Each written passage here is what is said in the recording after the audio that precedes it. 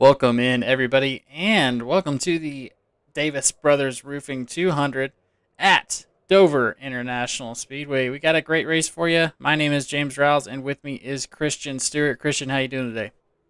Doing all right. Ready for this race over here at Dover. We got a great field here tonight.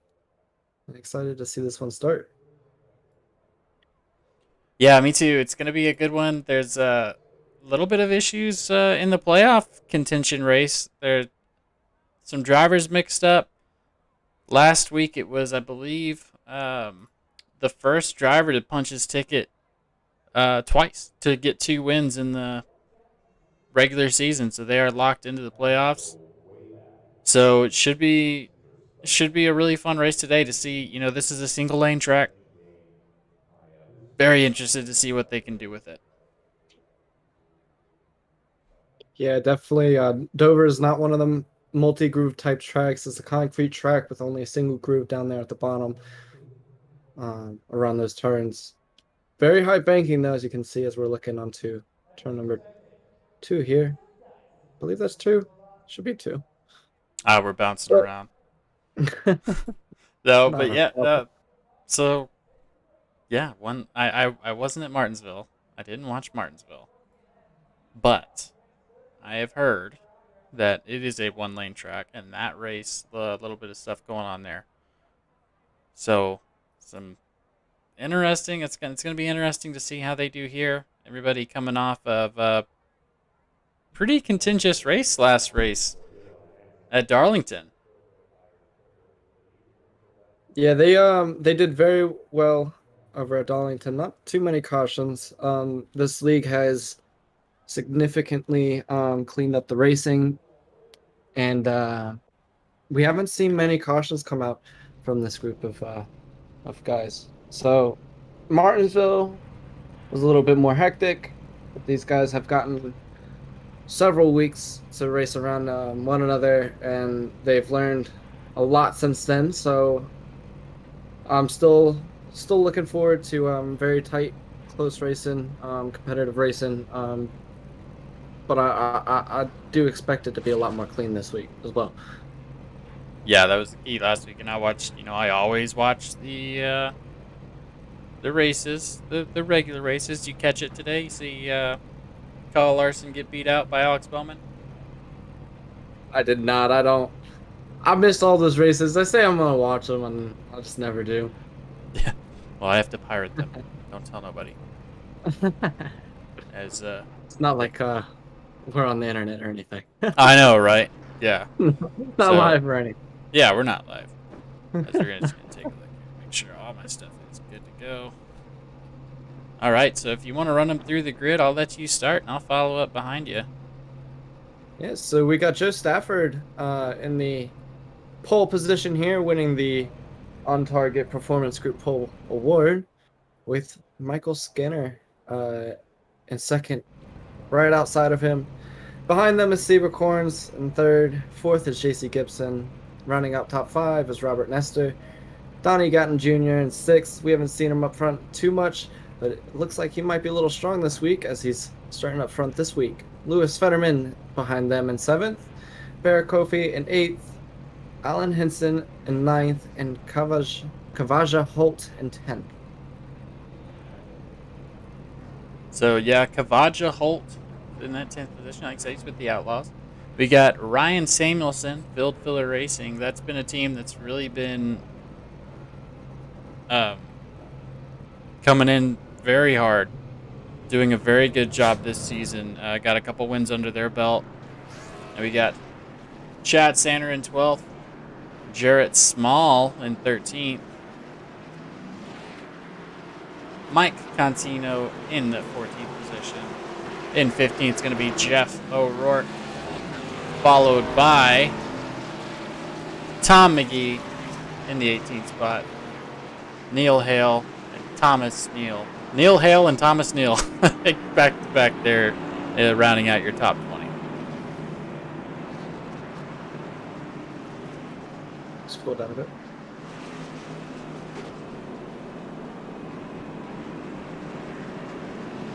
21st, you got Randy Smithy, Lauren Jones in 22nd. Damian Lester, 23rd. Nicholas Weidenbach, 24th. Steve Giberson in 25th. 26th is Leo Bonacasa. 27th, Dean Weeks. 28th is Steve Dardaris. 29th, Derek Jacobs. 30th, Marty Roberts Jr.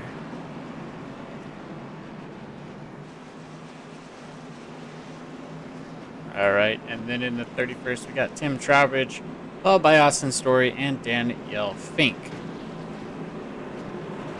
So really quick, while they go one more time around, I wanted to mention if we could jump up to the front here. A lot of guys that we haven't seen up in the front of this group very often. If you're noticing. Robert Nestor, Seba Corns, he's up there somewhat, but he's managed to grab a third spot here.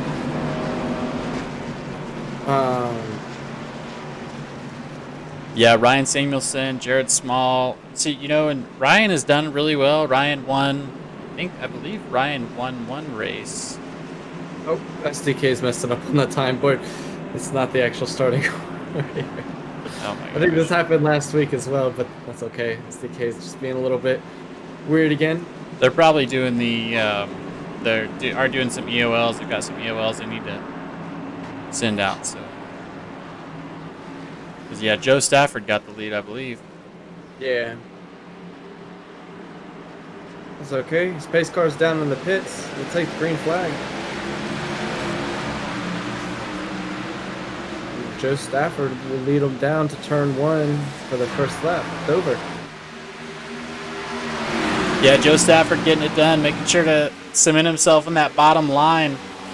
That's the fastest spot to go. We saw, this isn't as bad of a track on tires. So you can get in that bottom line and hug it a little bit more. The difference here is only going to be 1 second as opposed to Darlington where it was like 4-second difference between all that. So as we're going to come to the green here, it should fix our issue.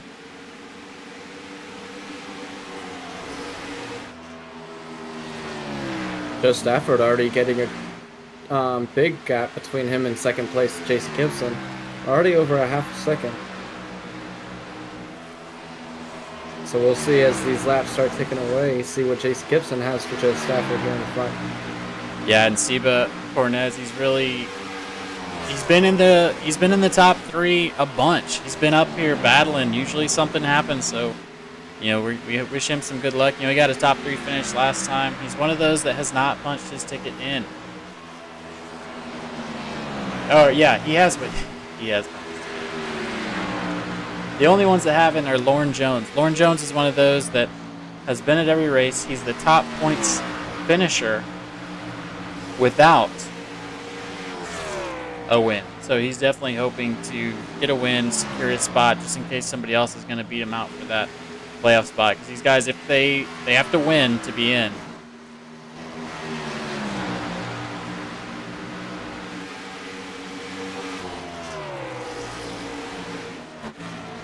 Gonna go back up there, check up on Joe Stafford again. This is hopefully what we're gonna get most of the race. A lot of finding your line as Jason Gibson's trying to fight off Seba Cornez. Seba's got a run on him. So as we're watching this, guys, hit us up in the chat. Christian's gonna be watching the chat. Let us know who you think deserves to be in the All-Star race for Sunday Night NASCAR, if they're not already. So be sure and cast that vote. The closer we get, we're gonna be doing that the same week that NASCAR is doing that, which is the 13th in June. Assuming it's also at Texas, correct? Yep, it's going to be at Texas, and Christian, I don't know who you're going to be running that with, but as I've said before, and I'll say again, I will be at that track, and I'm super excited about it. We got a little battle watch. But yeah, if you're watching on Facebook, YouTube, we are Sim Racing Media. Be sure to give this post a like, share it to whoever you think wants it. That way we can get these guys and their sponsors the due time they deserve.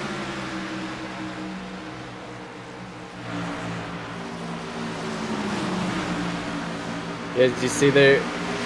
starting to line up single file, so not much battle, and there is actually a battle there for second for J.C. Gibson and Steve Cornez. That looks like It's actually Siva. Steve Cornez. Let's take a look at Steve's that taking pass. over. Let's try to take a look at that pass.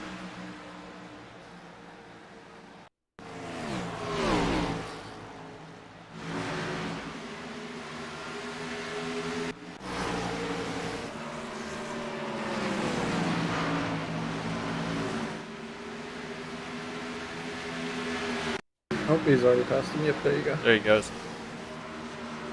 Oh, 27 just gets a little bit too high. Maybe doesn't want to wear him out. Let's see if it gets right by him.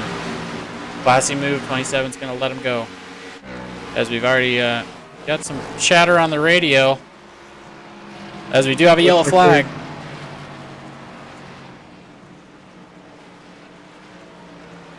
See what happened here. Leo Bonacasa, Jarrett Smalls involved. And they're still checked up. Neal. All right, let's take a look, see what we can see. Oh.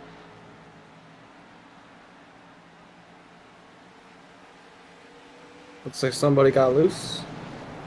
Got up into the wall. Definitely. Let's get down to number 88 and see what wasn't logged into mine. So 17.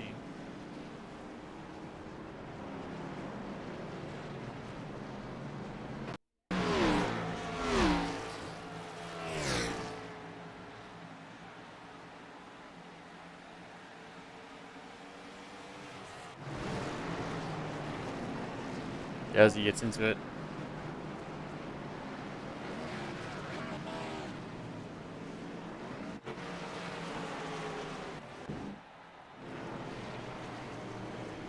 Yep, I didn't really see what happened there. What did you see? I couldn't make out the car number on the first look. And we had some issues with cameras there, but I looked like somebody got loose and up into the wall. A little bit of a pack there, just getting up into one another. Very unfortunate.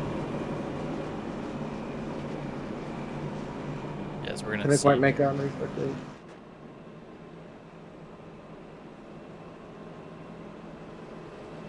Go ahead and get this thing up here and see if we can figure out why we couldn't see that.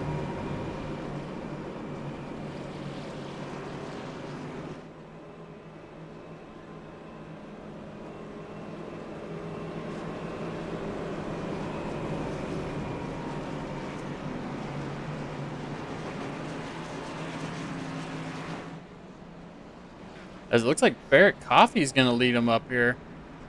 Kavaja Holt, Alan Henson, Chad Sanner. As we had some takers down pit road, to include Joe Stafford. He was went down pit road. Our leader, J.C. Gibson, Siva Cornez, all came down pit road there with on 11 laps on their tires. We'll see how that works for them. Maybe having some issues. They do run open setup, so maybe had to come down into pit road and get some adjustments. Yeah, maybe so. They were running fast, so maybe just trying to short pit it here and see what happens. 200 maybe laps. They're running. I think about. Let's see what they're running. About 20 seconds a lap. So definitely, it's going to be over quicker than you think. So we'll see what the deal with that was. Maybe a little too much tape on that radiator. Yep. Maybe he was overheating just a little bit. Had to come down and get some adjustments, but who knows?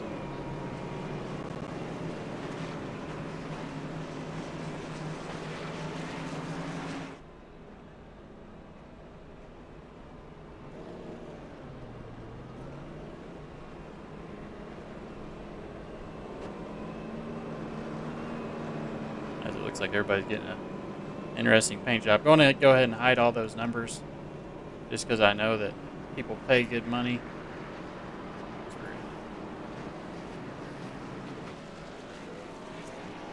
Get that done for you. We're still coming to green. I think the lights are off. We are stumbling through the beginning of this broadcast, man. I am struggling. As we get these cars loaded up here, is Barrett Coffee is going to take the lead. He's going to bring us around. You know, they did have the choose rule. The leader could choose what they wanted to take. They've since given that up, so the leader will always start on the inside line. He will not get to choose what he does from here on out. And you think that'll change things on some later tracks on Bristol, you know, all those flat tracks. It might change that. But here, I think you're pretty much okay starting inside. That's what I would choose. Yeah. And sideline is so valuable on tracks like this. As he's going to kind of slow him up and take the green there. Barrett Coffee out in front of Kavaja Holt, followed by Alan Henson. As everybody's just lined up. One by one, all the way back. Oh, you see Chris Cloud there in the 10 car, getting a little stuck out there in the outside line. Yeah, hard to make anything work on the outside here. You can do it. I saw a couple passes in the real run where you could make it work. As Barrett Coffee is driving away with this thing. Almost up to a second gap between him and Kavaja Holt there behind him. So yeah, Barrett Coffee. There's his picture. He's pretty good admin in this league. Helps Chris run it, as we got a little bit of battle right here between Kavaja and the number 41 of Alan Henson from Kannapolis.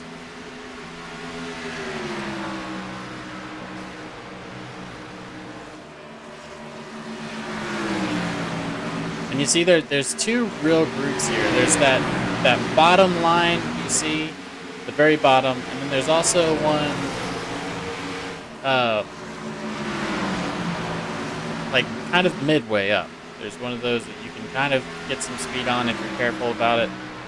If you do it right, it's there. But a lot of people right now, with only 20 laps in, there's really not much you want to risk.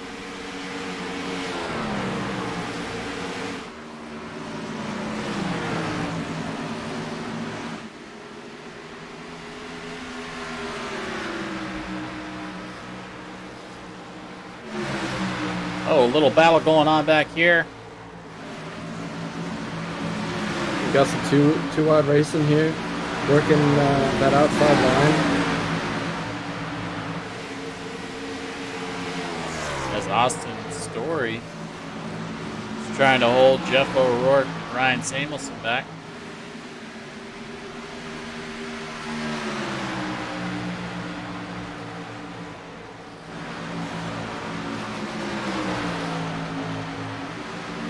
As Austin Story is one of those that's just barely in the playoff race. You know, we've got plenty of time, but Austin Story's definitely thinking about that as he's running. He's going to have to be in by points as he passes the double O of Lewis Fetterman. As we're wrecking on the front stretch. Make sure everybody stays out of that.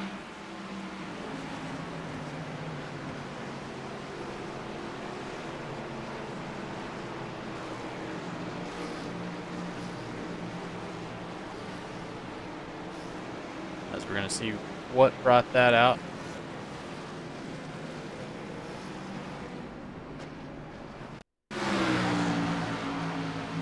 It's like that battle we saw. Oh, just gets in the wall with the 44 there. Oh, that is unfortunate. So we're going to see Neil Hale. Gets into the wall. Gets big dead, unfortunately.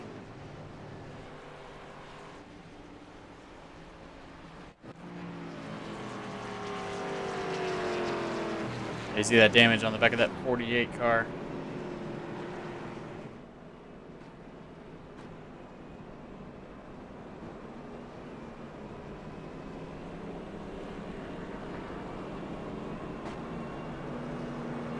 Not much you can do there. The 48 car just gets in the wall. And these cars kind of get sucked into the wall once you hit it. It's hard to get off. And when that happened, it was a wrap for him. Came down into an unfortunate number 44 car of Neil Hale. Is it just me, or do we have two mellow yellow cars out there? We might. I could have sworn the 17 of Jared Small was also rocking a mellow yellow car. I could be wrong. Because I was like, there was two mellow yellow, or there was another mellow yellow car that was involved in the previous caution. Possibly so.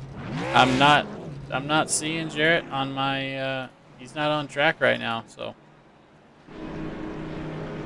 I was about to say that 48 has now been involved in two cautions. He's got no damage on prior to that wreck. Yeah. As Joe Stafford is back up to 4th now with the pit cycling through and driving. He's going to be on that outside line behind Kavaja Holt. Barrett Coffey held him off. Seba Cornez, JC Gibson, all those guys we were talking about earlier, they're up there. As we had some takers on pit road.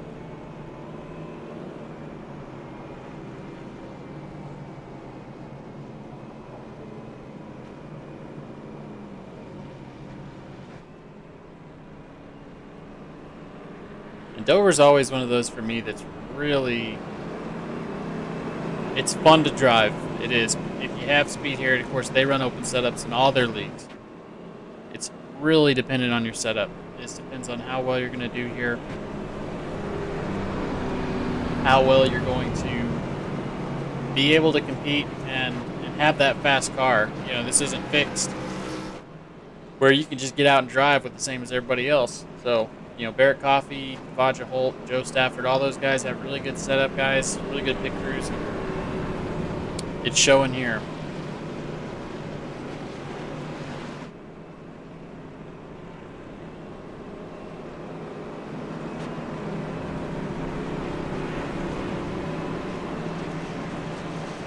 As the pace lights are off, and we're going to be going green here, folks. Barrett Coffey leading him around. Kavaja Holt behind him. Let's take a look at Joe Stafford's view. Play one more time? There we go. Now they got the one to go. A little bit too excited today. I know. I'm excited. I'm so excited.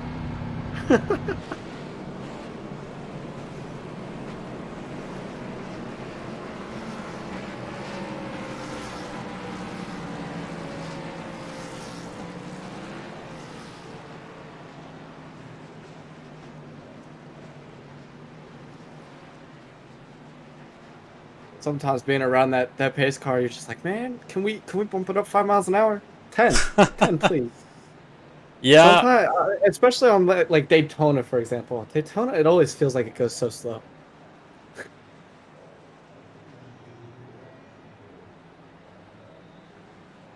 Yeah, you definitely. I always feel like.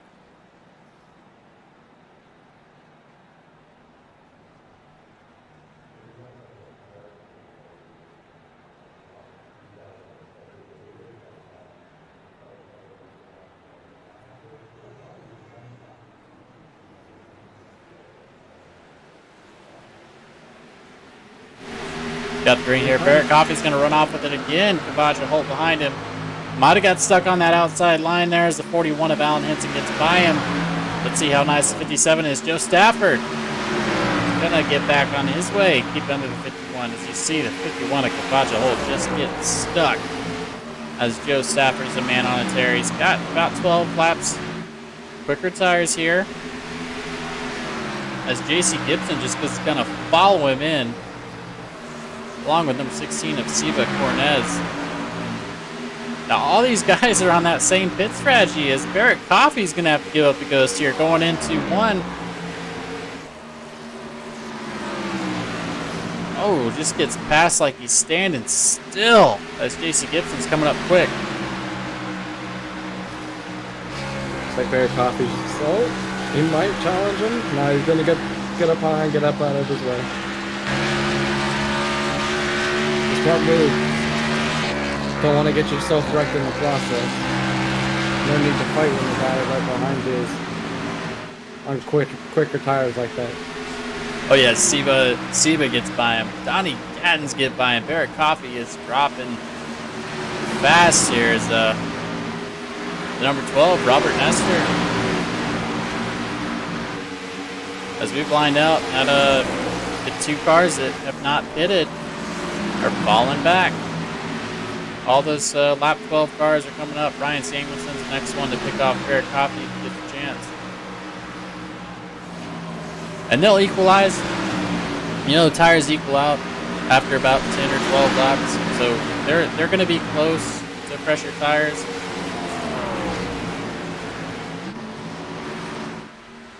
Let's go back here to watch Nicholas Breidenbach and the number 23, Austin Story. Oh, 24 wide to get by.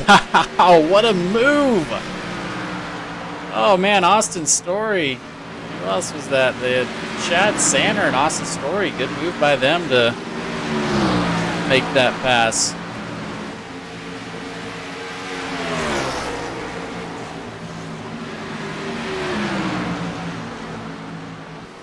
Looks like Chad will get by.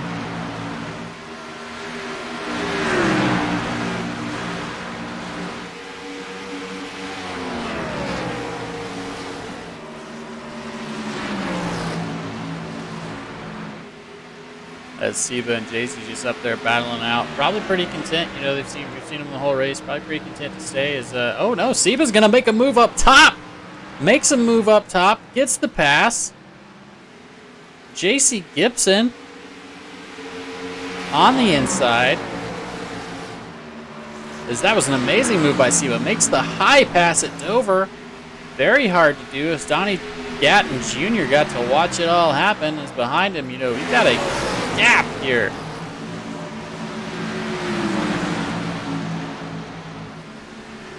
Back behind it. You see this gap? This is what happened here earlier in the real race.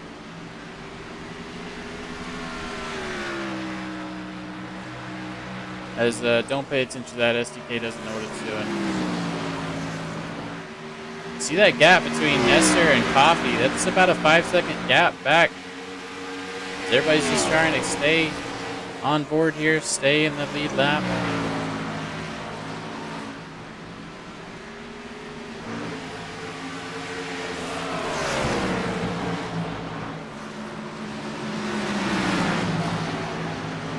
That's Kavaja Holt battling Kevin Rourke behind him. As Seba Cornez is up there.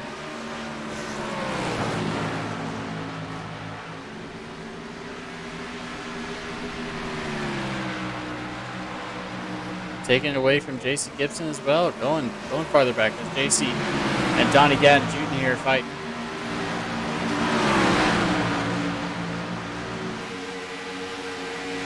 Look, Christian, this is a good track for it. What do you say we do a turn it up? Yeah, let's do it.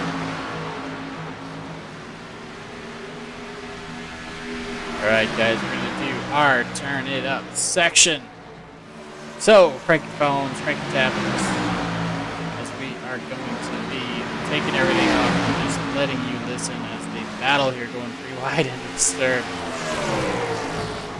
And guys, be sure and turn it up.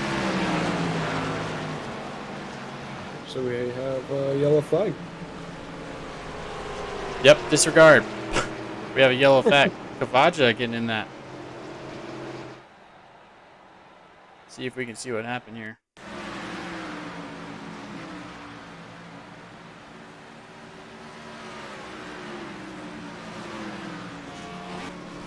Oh, let's get sideways.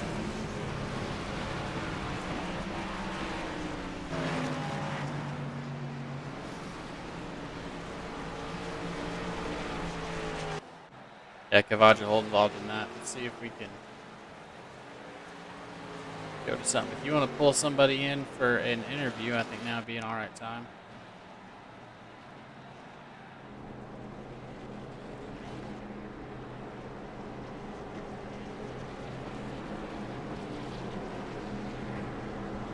Let's see.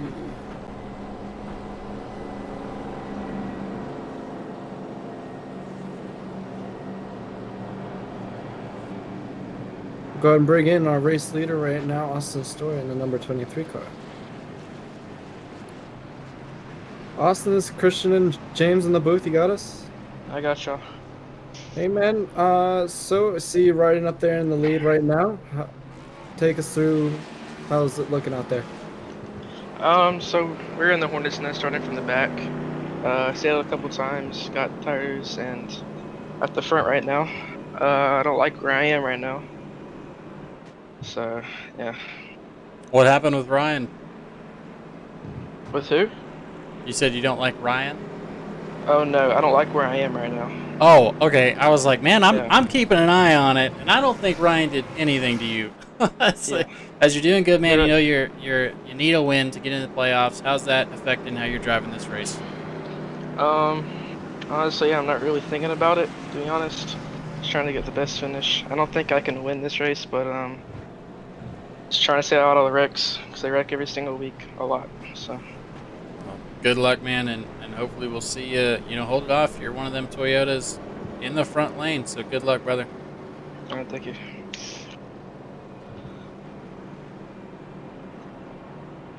All right. Well, he's leading the race, but not quite happy where he is. Yeah, it seems I like would assume that's more on tire strategy because it seems like he might have to go in soon.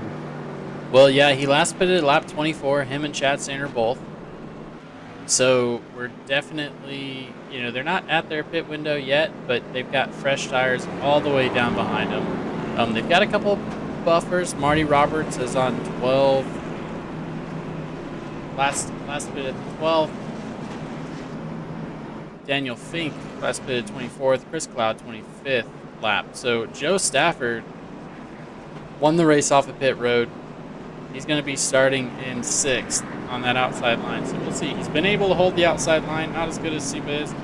But all those guys, Seba, JC, and Joe, all 1, 2, 3 there of the cars that have pitted. So we'll see how it goes here as Austin's going to bring him around. Going to get formed up here.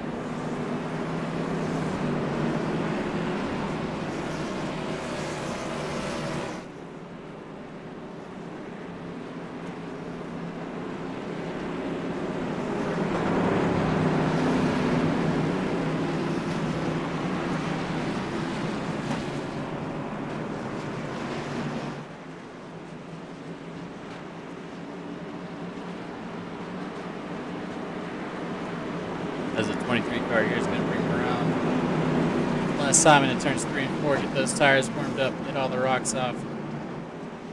As let's take an eye on Daniel Fink as she's going to be our view taking us into this.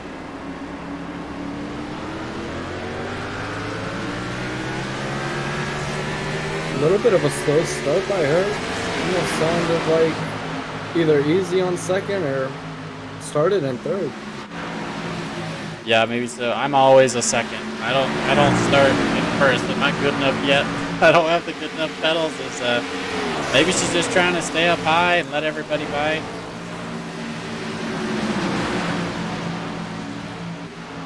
Just trying to stay out of the carnage.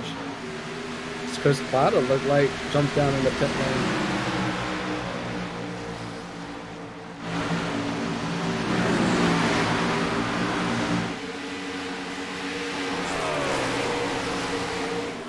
Seba already back up in second there.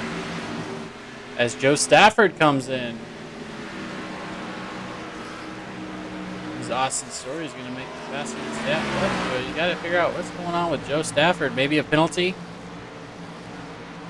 as we don't have a good pit lane. Say again. So maybe speeding on pit lane. Possibly, as Seba is up to Austin quickly, as Austin's going to give that up. He's going to let him take the inside here and go in. You know, Seba's got fresher tires. We got Donnie Gatton Jr. coming up on him as well.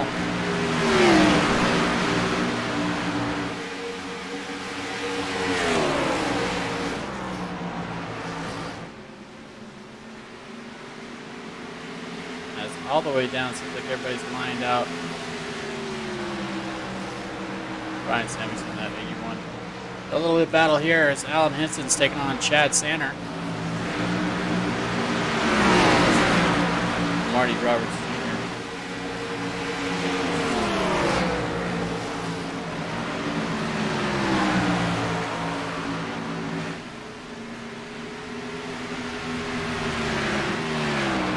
As Seba's in a league of his own. He's got 2.5 seconds above Donnie Gatton Jr. Jason Gibson as Austin Soria is falling behind here. Passed by Ryan Samuelson there. He is on those old tires.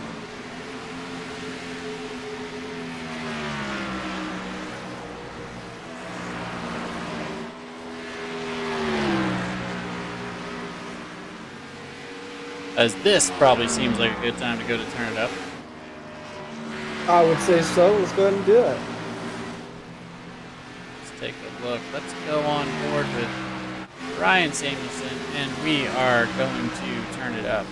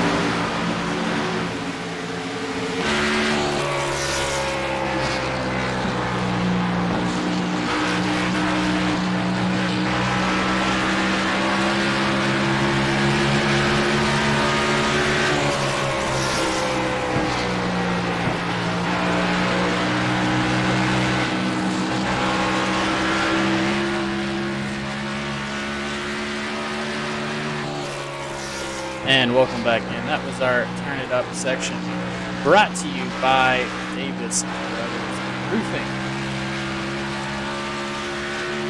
see a little bit of getting into these lap cars here, as Siva has his work cut out for him.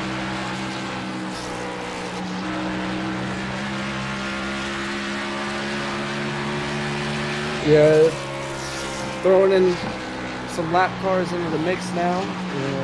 Start seeing these leaders, seeing how they work through these lap cars, if they make advantages out of them and get a little bit more time down, or if they'll make things worse as they either hold up the leaders.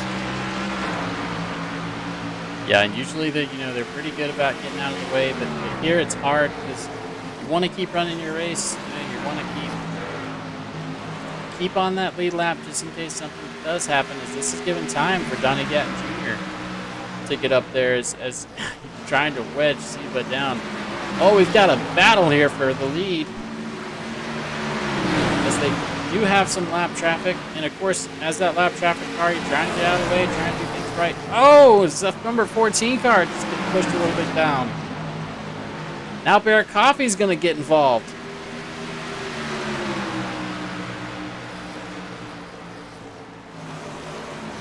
Yeah, you see there, Siva Corn's not giving Donnie any room. None at all.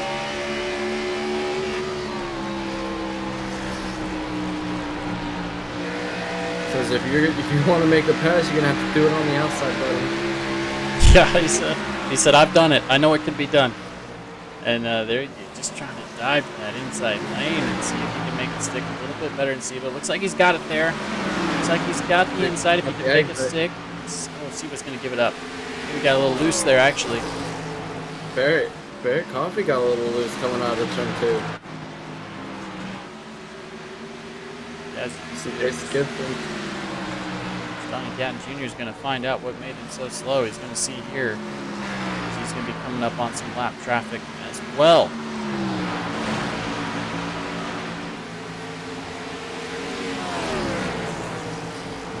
As I think we're going to go ahead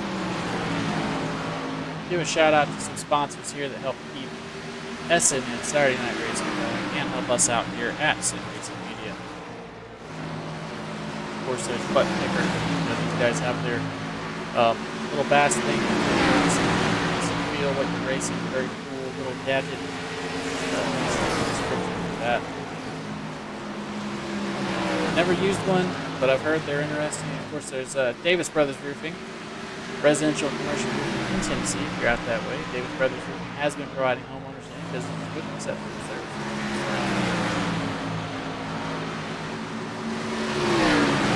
The title sponsor of this series.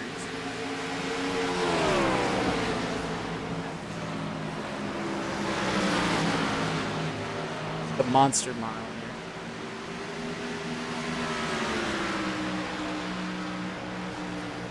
And of course, on target performance.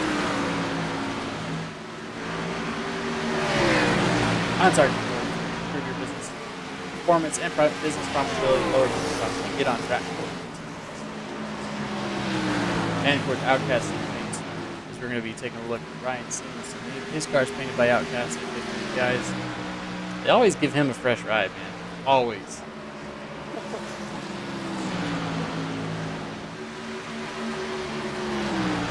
Yeah, rocking some good paints. Always love looking at some of these cars, man. A lot of them are so sleek. Love them.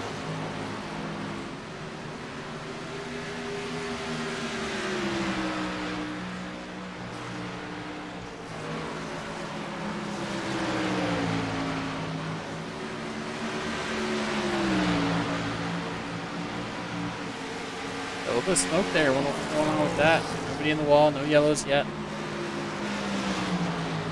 Barrett Maybe Coffee. some Lincoln. Maybe so. Donnie Gatton Jr., Barrett Coffee. All the guys are in 1, 2, 3 very close together. This is not normal from what I saw in the Real NASCAR race. These guys must have very similar. Big wreck, I hear it called out. Number 99 involved, Kevin Rourke. No yellow. He's going to get to the pits here, unfortunately.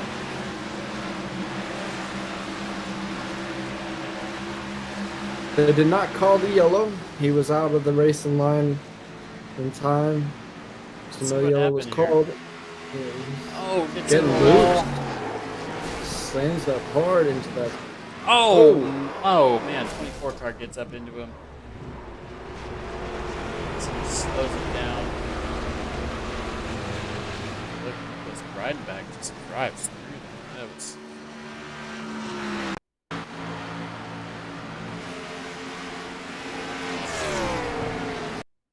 Oh, not much you can do there. Try to get low to avoid it. Ended up collecting himself up in there, but looks like he's running. Still running. Got a bit of damage up there. It looks like he's got no damage on my screen, but that can't be right.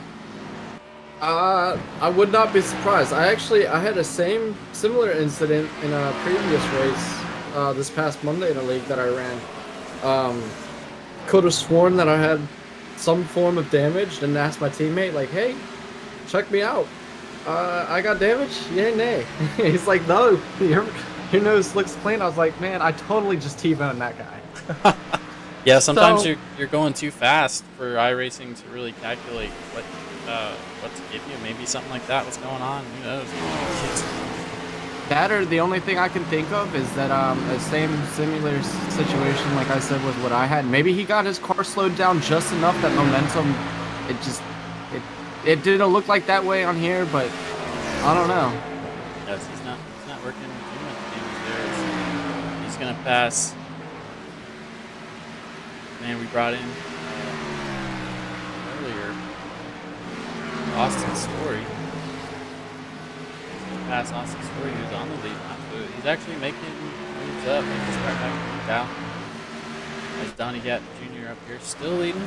Barrett Coffey in second. Ryan Seamus in third.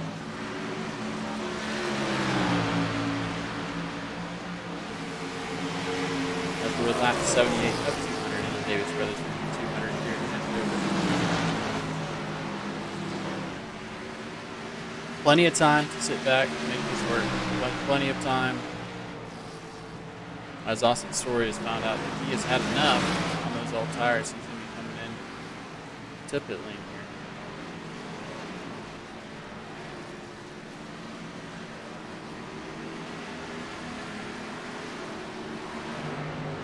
It's going to put him a lap down.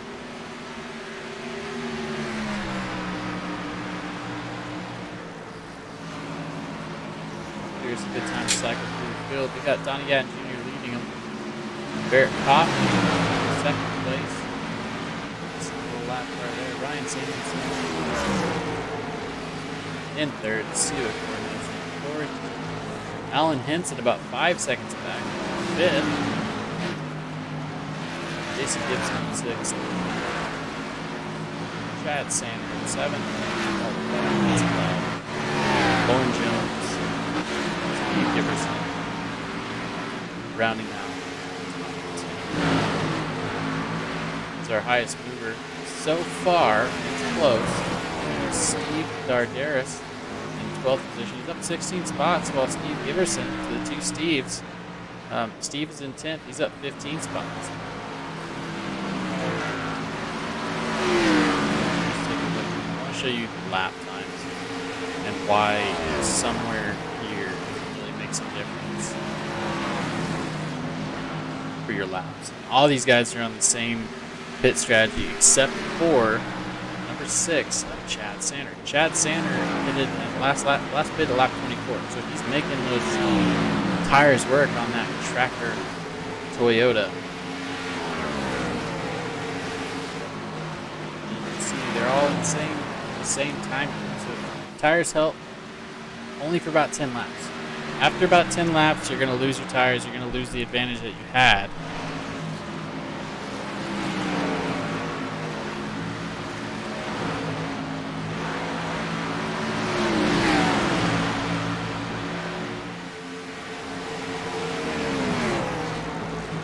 Jones going to stay high and let him go.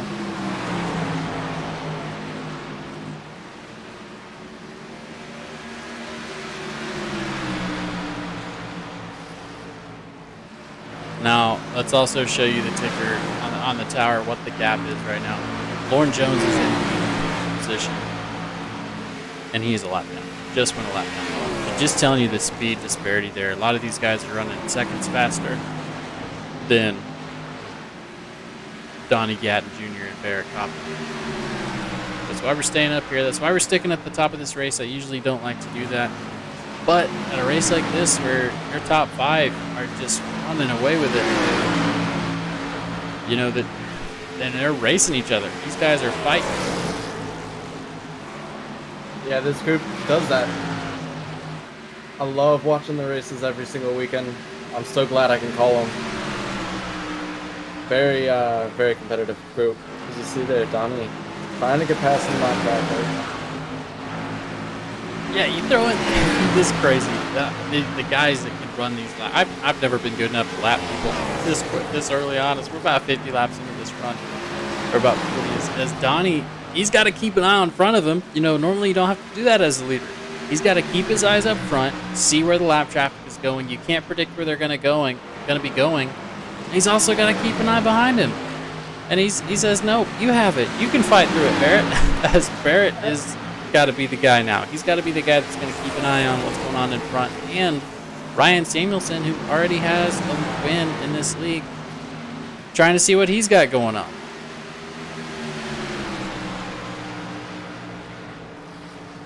So definitely adds a dimension to the race when you're looking at all these people he's passing right now.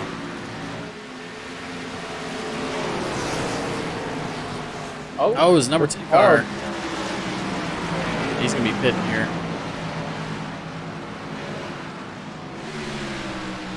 Almost got into the number 4 there, Barrett Coffee. Almost did, and he last pitted lap 25, so you got to think Chad Sanner is also going to be coming in soon. As he is the last car on the lead lap. Barrett Coffee is wheeling him in.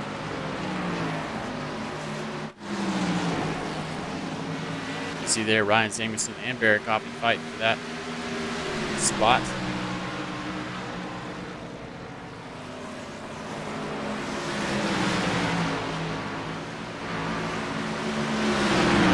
Austin Story's going to get into it.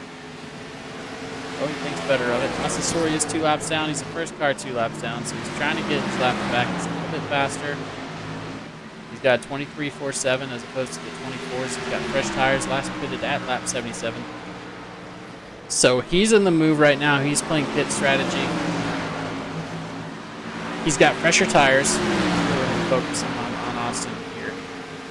He's got fresher tires. He's kind of short pitting this one to see once everybody else has to pit. We do have a green flag run. He's going to be the one that is going to come out ultimately on top.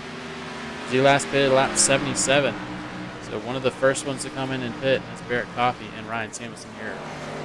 Still battling that out. Within 0.2 of a second for these guys.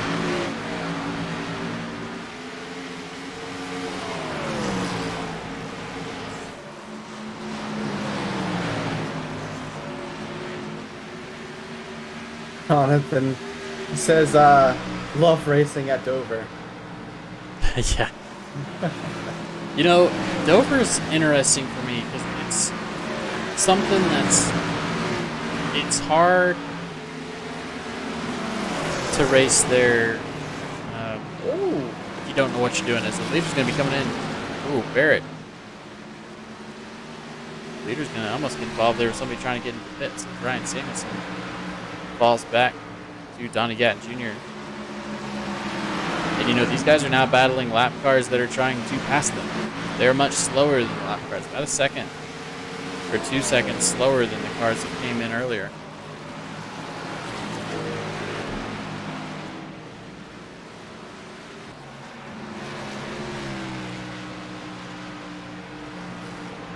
Yeah, I can't quite say if I like it or hate it because I've actually apparently never raced it. I just bought the track today.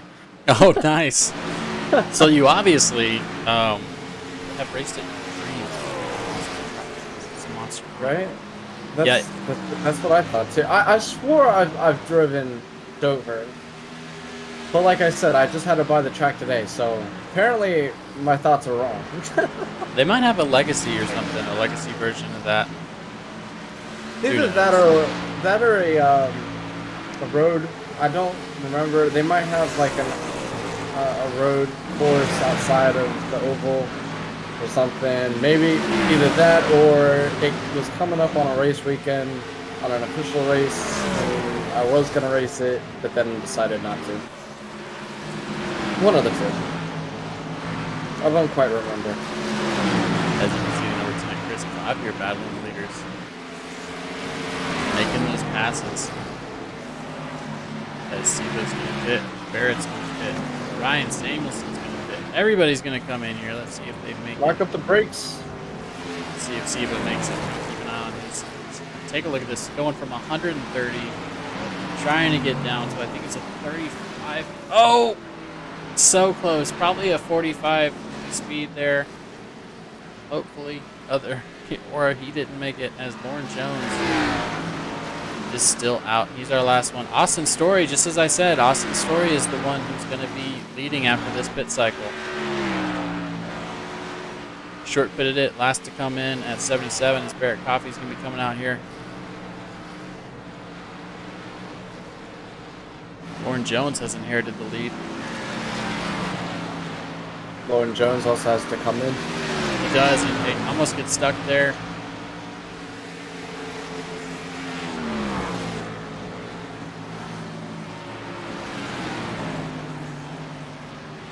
Doesn't decide to go in this lap. It's interesting, you know, if those other guys decide to come in. You know, he might be hoping for a caution, lock some people back.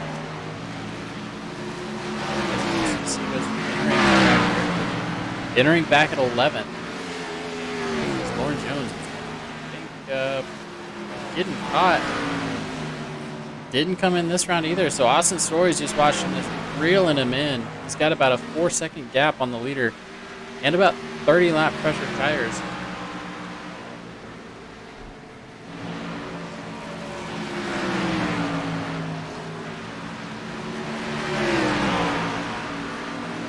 Someone calls out his pit. Very early slowdown there. Austin's gonna make it.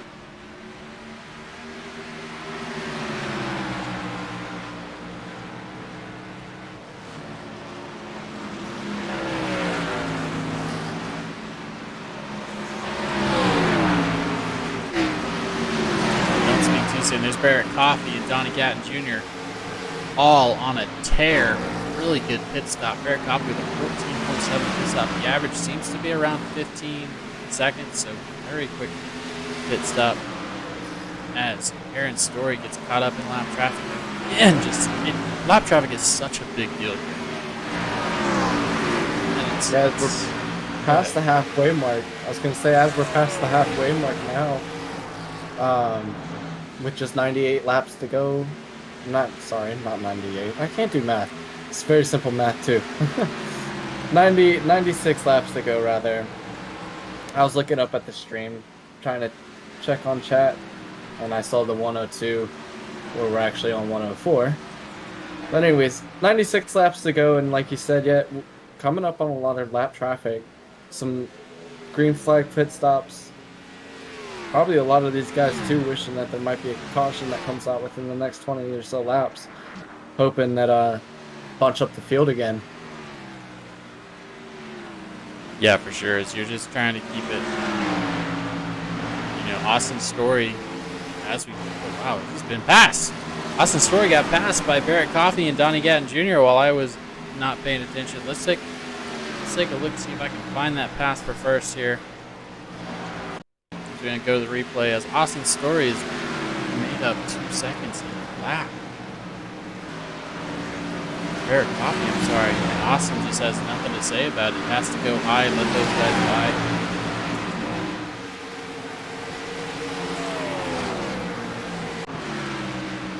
by. As he's going to have one more opportunity to make that short pit work. As he's running about 15 laps. Slower tires, or older tires than all the guys around him. Like everybody came in between lap 90 and not 96, so some at 99 is. You know, anybody with a penalty as Joseph Stafford is back. He's in a lucky dog position. fighting to stay in that left dog position. Last pit at lap 98. He had those issues earlier. We're going to get with him. If we get a break and see what happened, we don't have a reporter in the crew in the pits.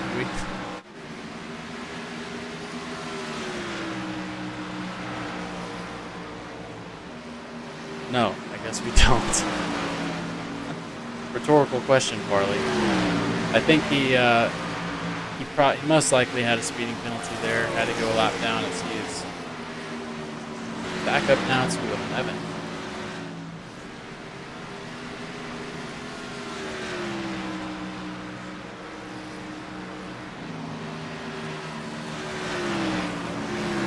Again, Ryan Simmons all about a second apart now.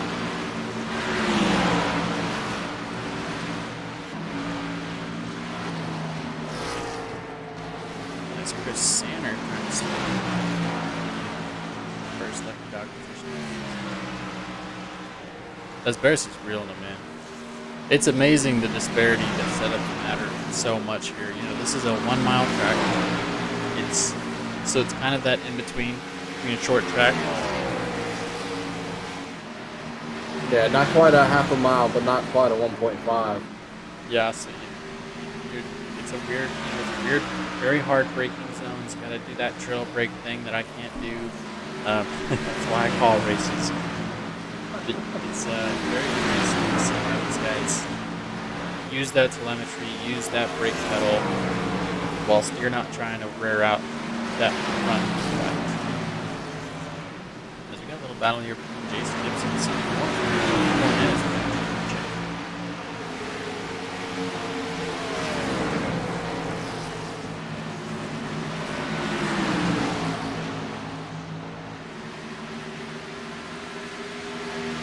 As that number 36 there is a lap car. Yeah, I was gonna say. So it's funny. I talk a lot about how I hate short tracks, and I've never really been good at short tracks. And sure enough, guess what my home track is? I have no idea. It's Richmond Raceway, one of the shortest tracks on the schedule. I hate Richmond. Not good at Richmond. You would think, especially living so close to the track, should be good at short tracks. I do not like short tracks. I'm no good at short tracks.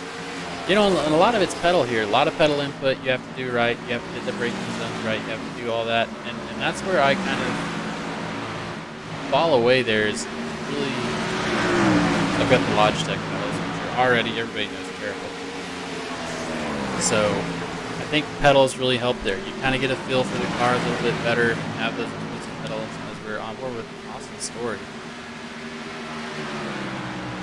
Who is currently, I don't think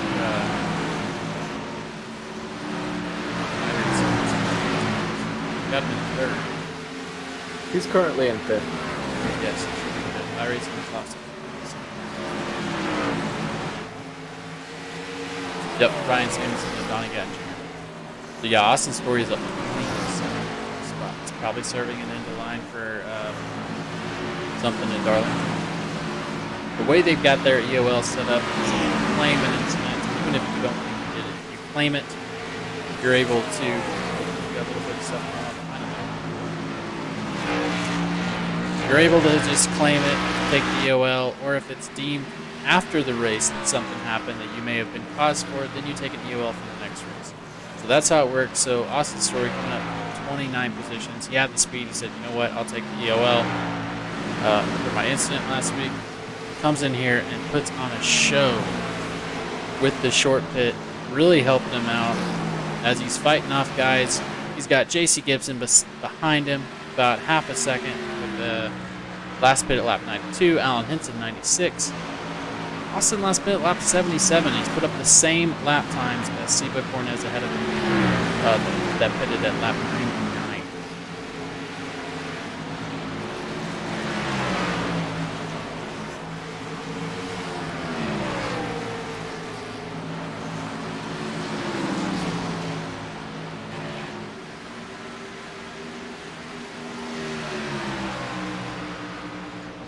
Looks like a lot of these guys have started to get their groove. We're on now lap 121, and it's been a while since we've had a caution. So Yeah, last caution was lap 42. The guys came in. Lower Jones is on very just showing what it takes. actually, I think he just either your SDK's lying to you or maybe I'm blind. I did think he just came in though. He may have. 'Cause there's no way he made it on field 42 as Bear Cup is up on it.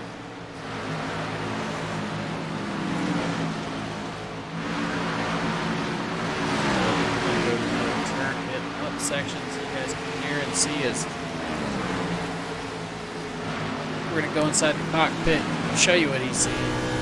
Up, Bear Cop, your leader. What do you say? Let's get up. Let's go.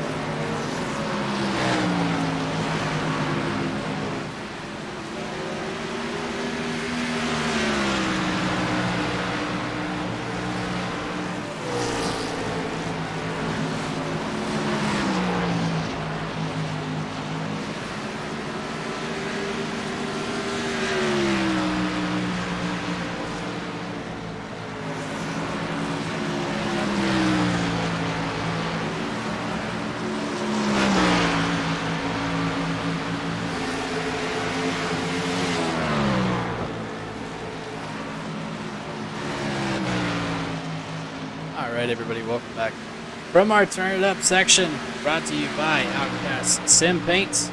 Get your paints at OutCast. Shopping it out. I'm gonna have to go look them up. I definitely need a little touch up on my Toyota. Your More paint Toyota. on there. As we saw, I get the Toyotas. I'd rather have a Toyota than the Ford Fusion that they've got dressed up as a Mustang. Yeah. But as we, I don't want myself any Mustang fans out there. As Austin's story again. Oh, we got a wreck. Oh. Man, both guys involved. It's like Steve Giberson, JC Gibson.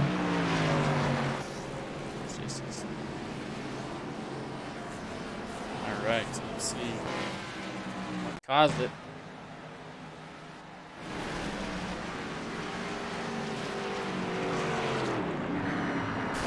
Oh, unfortunately. Oh, look at that, number 60.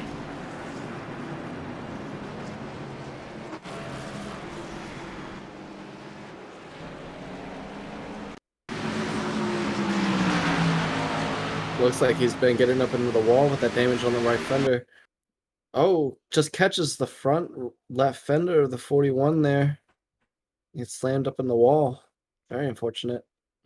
Pays for it there. Not intentional, doesn't look like. Definitely looks like he got a little loose coming out of turn 3. Down in the back straight. Caught the 41. Slams up in the wall. Just a racing incident. Yeah, nothing Jason could do about that to get out of it. You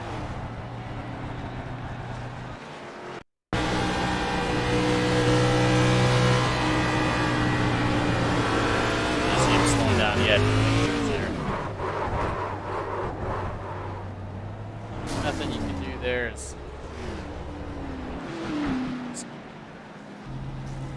So yeah, as mentioning before the caution came out, I was gonna say I'm a big Ford guy. I love Fords. Had a Ford Fusion, 2012 Ford Fusion. Love my 450 that I have for my work truck. For some reason, racing, I like the look of the Toyotas. I run the Toyotas and the trucks. I run the Toyotas and the Cup cars, and actually the one Ford that I do run is the Xfinity Ford Mustang. Which I don't really run the Xfinity cars. Yeah. Me neither. So let's get Joe Stafford in here. Let's let him complete his pit, and then once he comes out of this pit cycle, let's pick him up and see how his race is going. And for the exact same reason you mentioned, that's why I'm a Chevy guy. My very first car was a Chevy Camaro, 93. I've got a Chevy in the garage right now and 1,000 pieces. Just like the looks of the Chevys, love the Chevy trucks. I love the Chevy Camaro. I do actually like that, but I do like the old Mustangs as well too. Some old good classic American muscle. Yeah, you get me anything that. Usually 69 is what my go-to is because of the Gone in 60 Seconds. You know, Eleanor. The 69/71 fastback, depending on who you ask, is just an absolutely gorgeous car. That is my goal. When I win the lottery tomorrow, that's what I'm buying. One of those. So, and all those late 60s cars are just fantastic. Which, you know, I don't know what did Toyota have in the 60s? Oh, that's me. I'm not a Toyota guy. I just race them, man. I don't. Yeah. I don't know. They're fun either. to beat up. That's what it is. There you go. To beat up. Let's pull Joe Stafford in. Yeah. See if we can talk with him. I think he's just in the driver chat. Joe Stafford, this is Christian James up in the booth. You got us? Gotcha. Hey man, how's the race going? We've seen you drop back a couple spots there. Yeah, on the last restart, I got a black flag for passing Danielle. I think it was on the inside, so I had to come in. But I've been hauling here these past 2 runs, and feel like if I get back on the lead lap, I got a good shot. Yeah, well, Yeah, good luck. definitely. Sorry, good luck, Joe. The lights are off. I'm gonna go ahead and let you go, man. But we appreciate you coming in, and good luck. Thank you, guys. Yep, no problem. Yeah, unfortunately we had to cut that one short. Lights are off. Pace car is about to jump into the pits. But if he's listening to the broadcast, we hope to see you up there. Had a fast car in the start, and like he said, he got a black flag. Like wasn't quite sure who it was, but passed on the yellow. It's unfortunate. So that's why he had to come back down in the pits. As Ryan But off they go. Samuelson. Sanderson off to a good start here. He's made his way up to the front. Yeah, he's been a really good run. Super good run. There, we have a little bit of issue. Let's take a look. Let's let everybody line out and see. It looked like we had a little crash there on the restart. Let's get a battle behind Chad Sander. That's wow.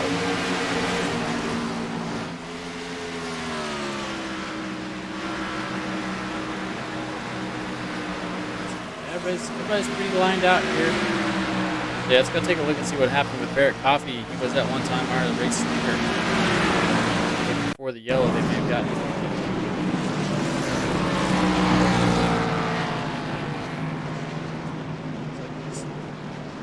Everybody checking up. Yep, everybody checking up. That's exactly what happened. Let's go back live there. As Ryan said, he's still battle here. Sorry.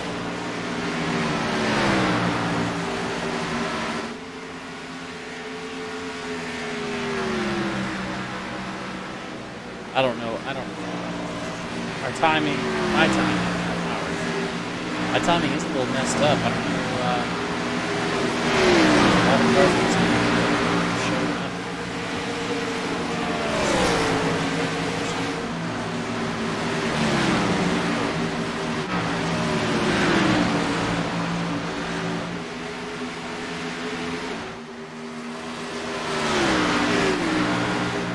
But it doesn't really matter for Ryan Samuelson. He is gone. Done it yet. About a half second or so behind him. But they've got a 3-second cushion for Alan Hinson. This is their lucky spot. This is their time when they really want to pull out, get as much space between them and everyone else as possible. Because they're going to start running into lap traffic. Really.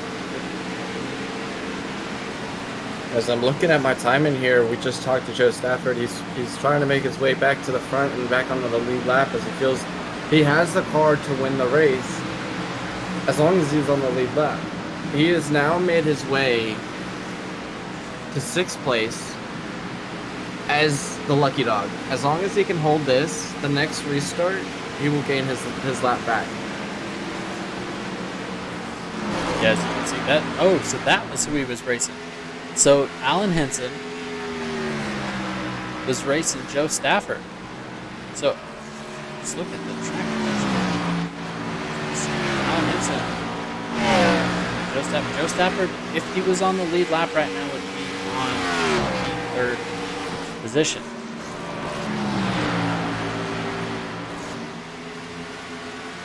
So he is tearing the field, trying to get up there, trying to be able to be in a position to keep that lucky dog, because every time that they pass somebody, he is, he's got to get up there and pass him to keep that lucky dog.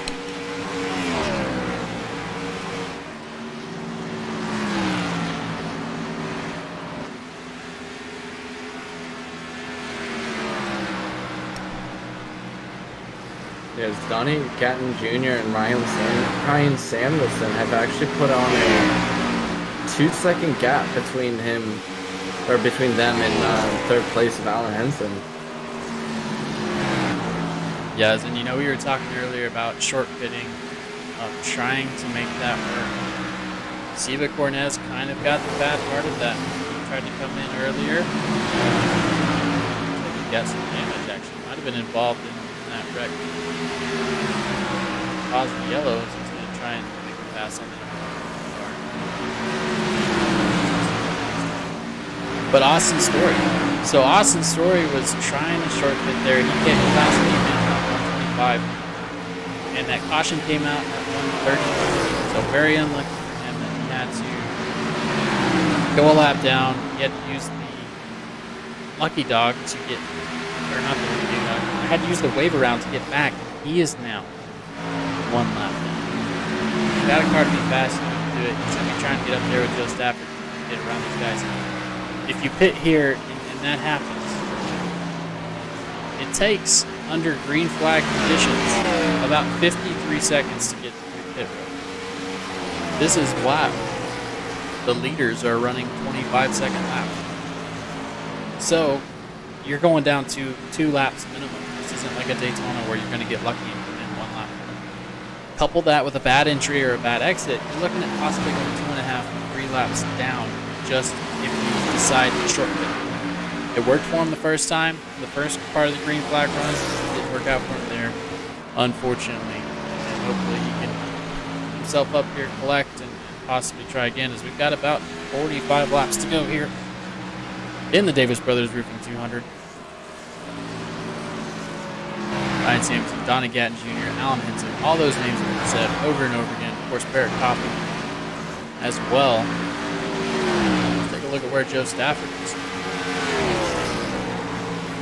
Joe Stafford is actually in front. Oh, is he in front of Donnie Gatton? No, where is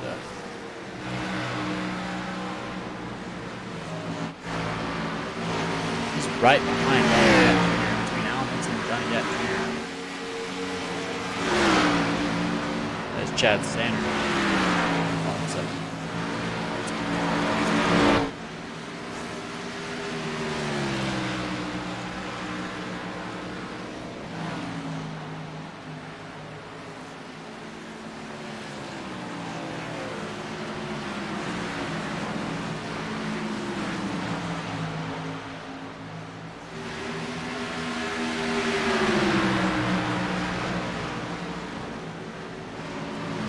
So this is a group that we're not really used to talking about. You got Steve Dardarius and Danielle Fink running here.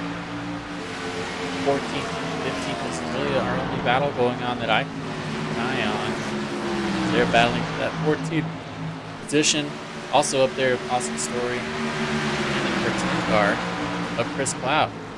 All these guys just running smooth, trying to put these laps in so that they can keep the race going. You never know what's going to happen in the rest of the race. As I will pay attention to Danielle's that's either Danielle or Daniel, and they really need to let me know. It's Danielle. Okay. Yeah. See that? It's DAB. That is a disabled veteran group. Really helps out veterans that are disabled, getting them out, helping them get the VA appointments and such. It's very good. Thank you, Danielle, for running that. You see that you got that simplified. That is awesome. Stories going to go up. Try and stay up there. And that's so weird about this track is that normally when you're a lap car, you don't want to battle too hard. You want to keep your position. We've talked about that multiple times throughout when me and you talking together, Christian. You want to give leeway to the leader, et cetera, right?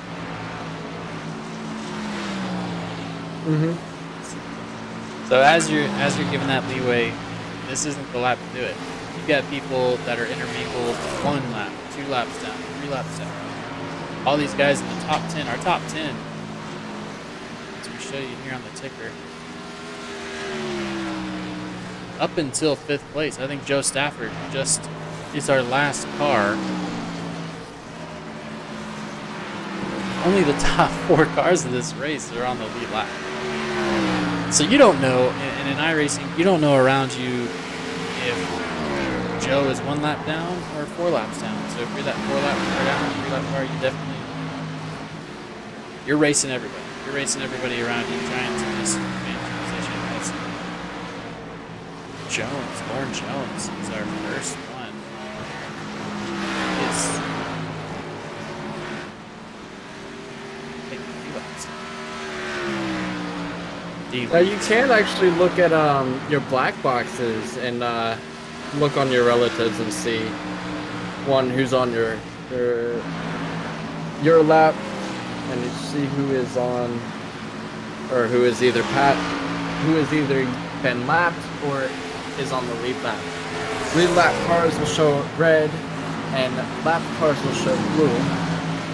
White will show people on your lap. So you can actually look through your black boxes and find out whether or not the person in front of you is either a lap down from you, or I guess on your lap, or if they're a lap ahead of you. So you can actually figure out whether or not the cars around you are on lead lap or not, or how many laps down they are. Yeah, you're right. Now that I think about it, I'm racing everybody though, especially at Dover. Oh yeah, me too. I'm racing everybody. You know, at Daytona or something else, even a 1.5. I'm not racing everybody as hard. But here, you're looking at trying to keep your lead lap, trying to keep them going 5-6 laps. You can only get 1 lap back per pit. Generally, the rule of thumb, if you're out on the track, you're trying to be in front of the car ahead of you, regardless of what position they're in. Yeah, just run your line. You know, that's the thing about something like this. You're not going to be... The difference is when you go out Ryan Newman it and block the leader coming up. But there are certain positions, stage racing, that's acceptable. But generally speaking, you want to just run your line. If the leader's faster than you, they'll pass you. You've got to drive your things in. Let them make a pass. Let them race you. So we got Eric Goffman in second. As Ryan Samuels just stepping out. We got 5 second gap on Barry. You know, just now thinking about it, what I found interesting, I've grown a whole new respect to people who track, who's on what lap, who's been lapped, what position each car is in. Because I mean, if you were to go to a blimp view or like overall track view of this, like up in a press box or something, to be able to watch the race and keep track of all of that stuff, that is amazing. But now all these cars are equipped with sensors and telemetry readers and track, or what is it called? The lap timers and whatnot and stuff like that. A bunch of different kind of sensors and things.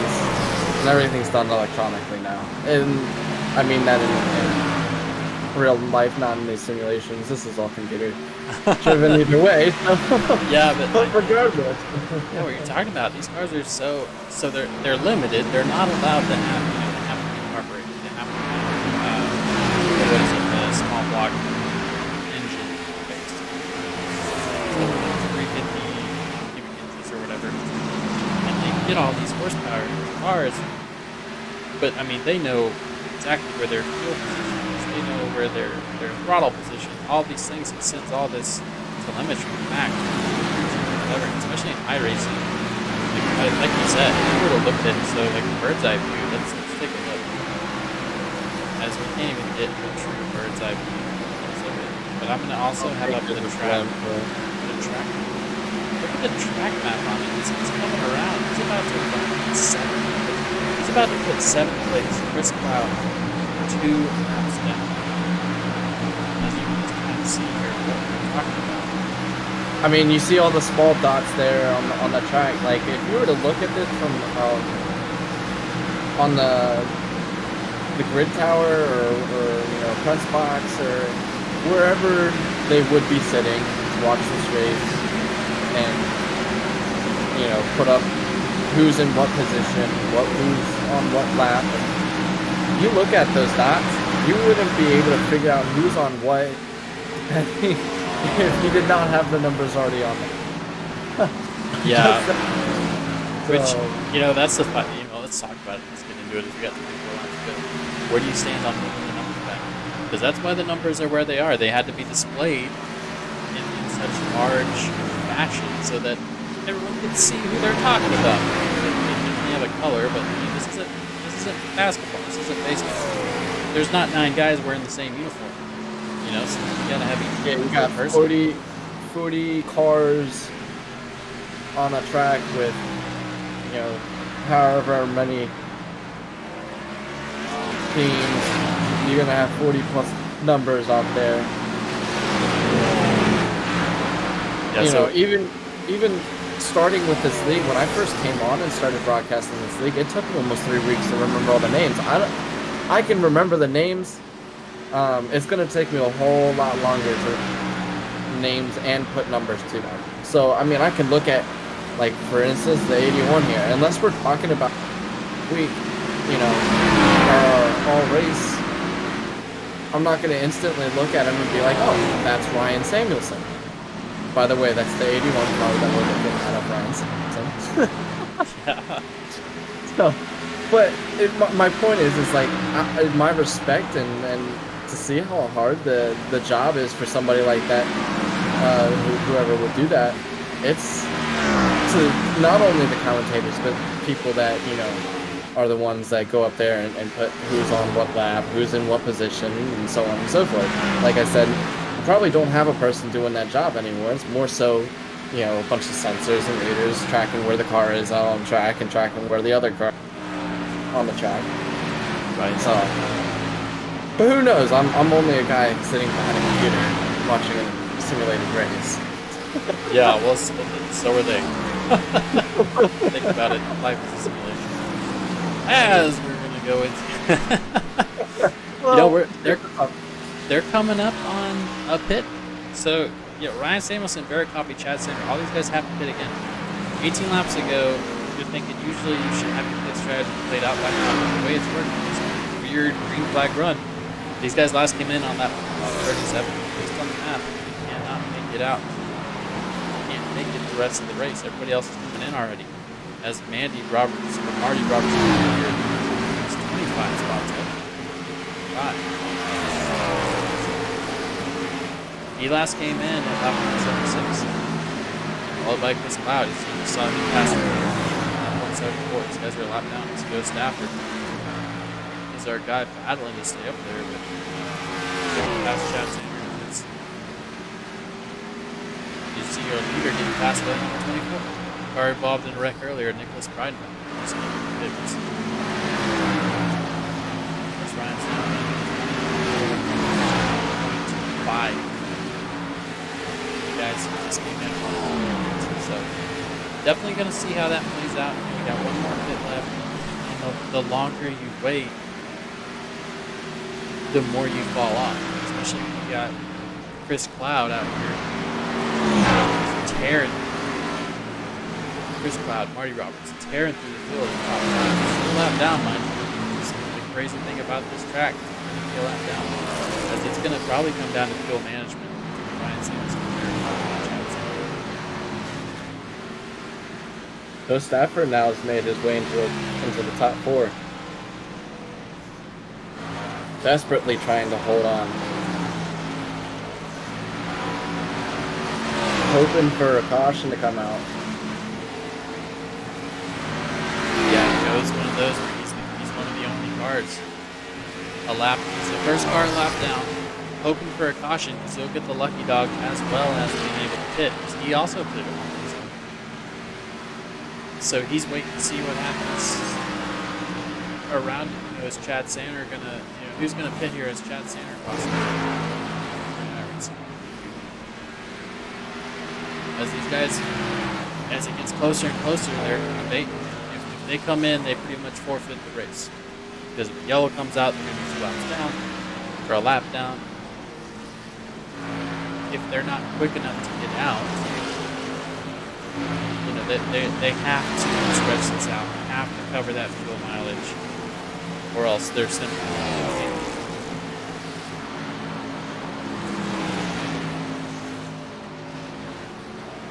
Honestly, Ryan Samuelson and Barrett Coffey, they can afford to slow down, as they've got a 17-second gap on Chad Center and third. So they could slow down and start saving fuel. Yeah, and Chad's in the same boat, though. Chad's lap split at lap 138. Is going to pull up our little unreadable pit strategy board here. All those guys in the top.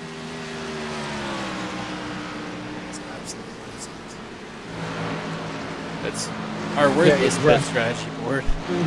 As Ryan Samuelson took 96 laps. Ryan Samuelson, he pitted 137. Barrett Coffey 137. Chad Sander 138. Joe Stafford 138. Marty Roberts Jr. who really wants this thing to get stretched out. He is now running 23.8 as opposed to the leaders at 24. His lap down. He can't possibly make that time up. He literally doesn't have enough laps. He's hoping that Ryan Samuelson isn't keeping an eye on his fuel or is trying to stretch it out. And by the lap time, it doesn't work. Barrett Coffey, maybe, who's running at 5 minutes, maybe keeping an eye on his fuel, trying to really save here. Somebody's blowing up here.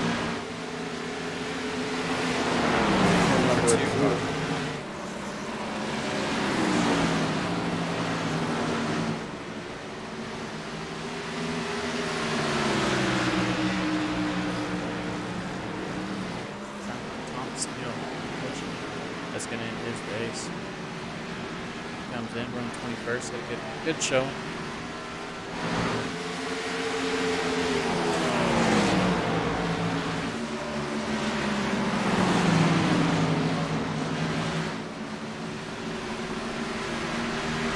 They are saving.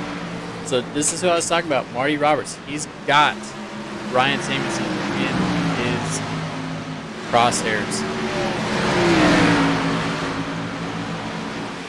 Although he is 3 laps down. Marty Roberts is 3 laps down? Yes. So he's still behind Joe Stafford. Oh, yeah. Let's see here. Oh! Gets turned around. And that's, I think, the caution Joe was looking for. As he just goes down into pit road. Oh, at the absolute worst time for Joe Stafford. We're seeing Joe Stafford come in right when that happens around him. He might drive through here and try and save that position. He might not have enough fuel to get around caution lap. He was probably forced to come in anyways. Let's take a look here. Barrett Coffey gets to the wall, gets up around by the 61. Nothing the 61 can do there. Ooh.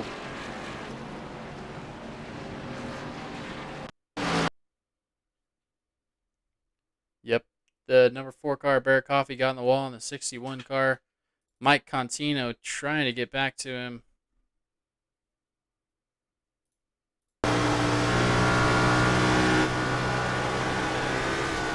Oh, as there was nothing, absolutely nothing he can do there. Not a thing.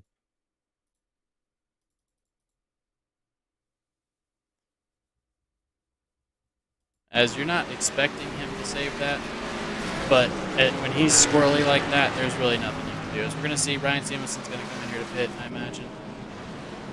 Almost has to. Barrett Coffey, Ryan Stevenson, all coming in to pit here. Let's see where Joe Stafford's at. Joe Stafford's actually in the best position probably going to get a lucky dog there.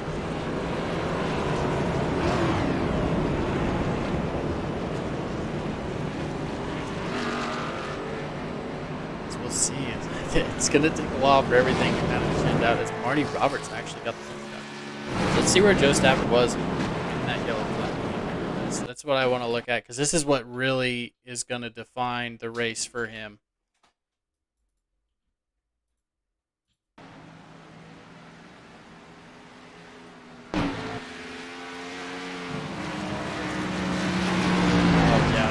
That's about right when the yellow flag goes off there.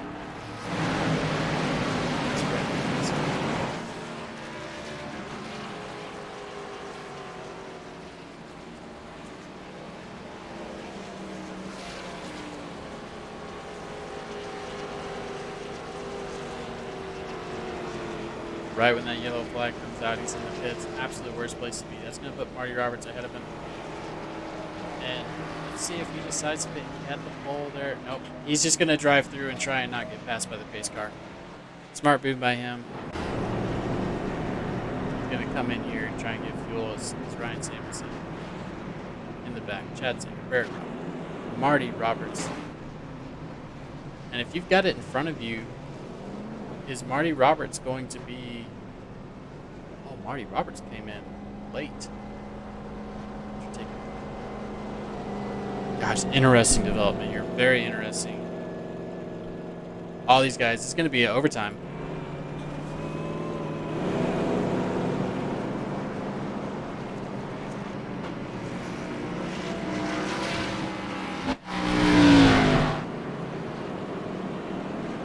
They're very unfortunate there on with Joe Stafford. Unable to get that lucky dog, get on the lead lap. It's going to be down to Ryan Samuelson and Chad Sanner, actually. Yeah, it's Barrett Coffey. Barrett Coffey has now been put under a lap. Wow, so a 1-2 finish. It's going to be one or two of these guys. As Marty Roberts is a lap down. Maybe hoping something happens. He's going to get his spot back, but we're going to see a shootout, folks, between Ryan Samuelson and Chad Sanner. That's why you wait. That's why you wait there. And, of course, if they didn't wait, I'd be saying something different. But that's why you wait and stay out and hope that yellow comes out. Because now they've got fuel cars, probably full tires. It's just going to be a shootout. Ryan Samuelson, Chad Sanner going in the backstretch here. Who you got? I think I'm going to have to give it to Ryan Samuelson again. I believe he was on the podium last week, if I do remember correctly. He's got a fast car again this week. So I think Ryan, yeah, definitely. He's won some races. One of the first races I posted for these guys, he won those. Pace cars coming off. 59's giving him a lot of room, trying to cut down to that inside as we're going to see him go here.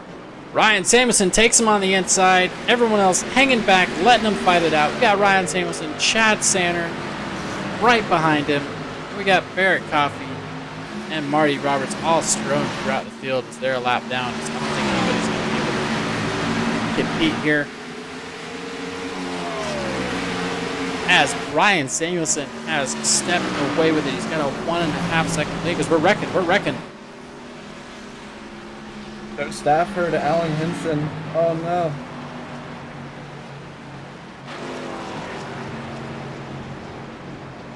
What happened to Joe Stafford? He said he was involved. He might have got somebody turned.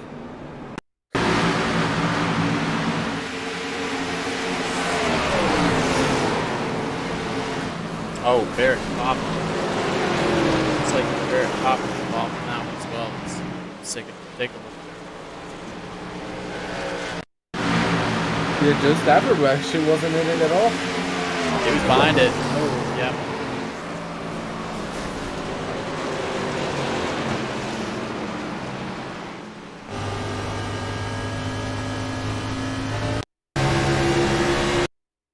You see the 41 there. of Alan Henson. I don't think Alan knew that he was there and came down to that bottom line and caught his nose. Yep, pushes him out of the way. Man, that's not fair. Anytime I do that, I get wrecked too. What the hell? uh,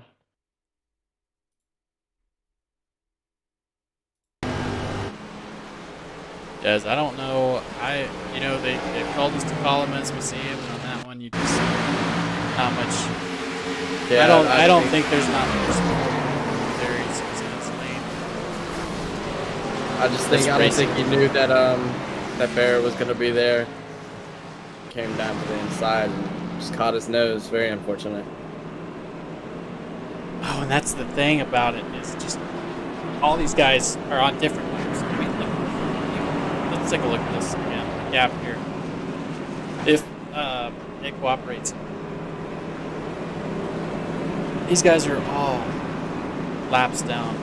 Barrett Kaufman really doesn't have to race anybody but the number 55, and then you also got to think they're not going to be spread out according to lap. All the lap cars are bunched by position. They're put behind. They're put behind the leaders who are on the lead lap. But after that, you're not gonna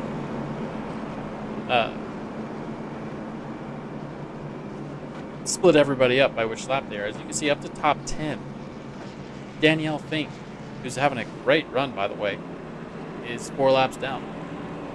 Steve Darderis having a great run. So definitely such an interesting battle that's probably going on in between. You still want to race, it's like always. But you don't know if you're racing somebody that's 2 laps down, 3 laps down, whatever. So we'll see how they do here. As we've got another shootout, Ryan Samuelson, Chad Sanner. I wonder if Chad's going to give him as much of a lead here as he did.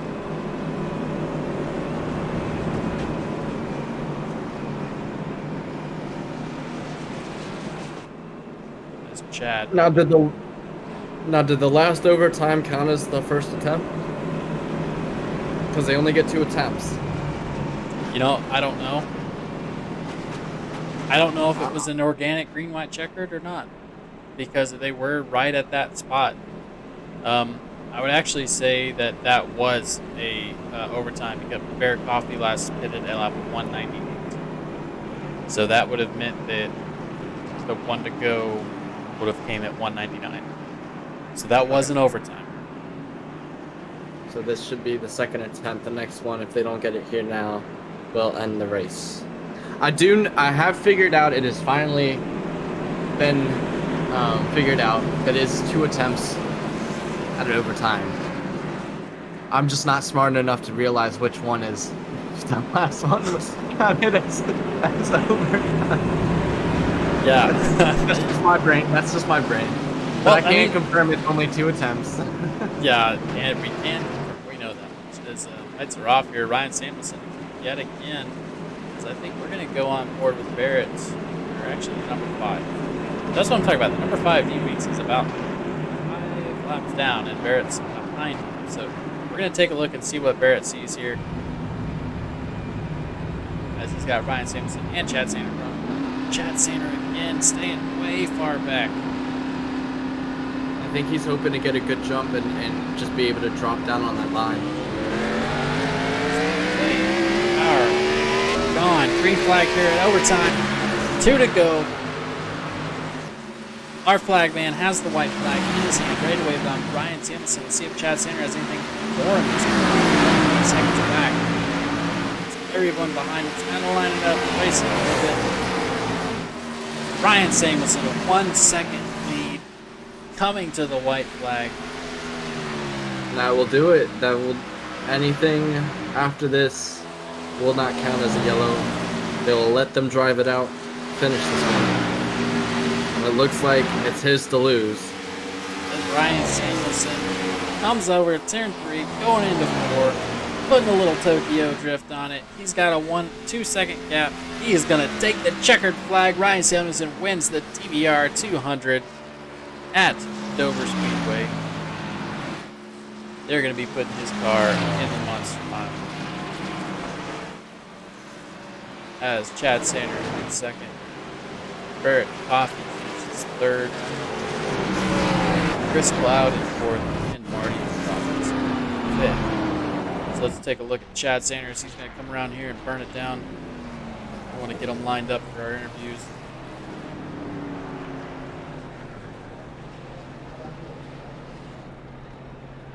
Barrett Coffey in third position. Our first interview. Try and find him. So we got the drone around here.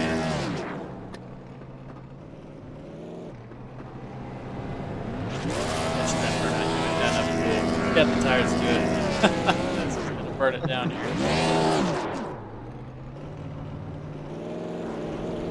Do you not see him in the Discord? He's in the driver chat. Joe.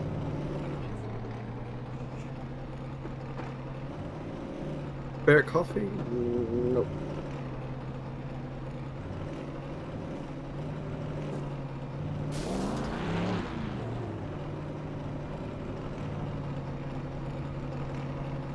Alright. Let's see if we can find Chad Sanders. Do you see Chad Sanders? We'll go ahead and bring him in. He's our second place finisher. We'll see if we can get Barrett Coffey in here. Hey Chad, it's James and Christian from Booth, man. Congratulations. How you feeling? Not bad, man. Just yeah, it was a fun race. Real fun. So you thinking there, got the overtime. You saw Ryan get out in front of you. What are you thinking coming around for that first overtime? Man, I mean, just had so much bad luck since Daytona. I've had a bunch of top fives and, top tens, and just something happens. And honestly, I was just like, bring it in for second. I mean, I was pumped on second, and I was pretty far back at one point. So to battle my way back up onto the lead lap and then work my way through, I was, just happy about that. Yeah, man, and congratulations. You knew you had second locked up behind you. You had Barrett Coffey. Unfortunately, gets trapped one lap down. A lot of lap cars. So what was it like, following Ryan through there, getting through all those lap cars? You're carving them up. What are you thinking? Once I got up into, I think it was third, I think, my spotter said that, Barrett and Ryan were 8, 9, 10 seconds ahead of me. And I'm just like, dude, I'm good here. Like, take a chance of fighting for two tenths a lap and not even hardly get up there and crash the car out. I'm like, we're good. And then that caution came out, like I said, by the time when I got the lucky dog and got onto the lead lap, I had to go through all the lappers. So by the time I got clear of most of them and got to where those guys, they were too far out. And then whenever that came out, I was like, oh, here we go. We get a shot at it. And then again, when I saw there was, the next guy was a lap down, I was like, man, I just want to bring it in. Hate to say that, but man, I that's just, these last few weeks have been so rough. Yeah, I had the fortune of being able to watch you guys and call you guys' races now for the past few weeks. And watching you've been caught up in some trouble, so it's good to see you up here and finally being able to talk to you, man. I'm just pumped the way it went, like just working from so far back, and I got to give a shout out to Matthew Gaskins. I mean, the car is so good. It's so amazing. The first couple laps, it's not quite as fast, but man, it doesn't slow down at all. It just feels the same speed the whole time. So yeah, it definitely, he did a great job getting it ready. And Tom McGee he actually got crashed out, so he spotted for me towards the end. Well, unfortunate for them, but man, it looked like it was working for you. Congratulations on your second place finish. You're already locked into the playoffs, so second place, hey, nothing wrong with silver. But congratulations, brother. If there's anybody else you got to shout out, and then we're gonna move on to Ryan.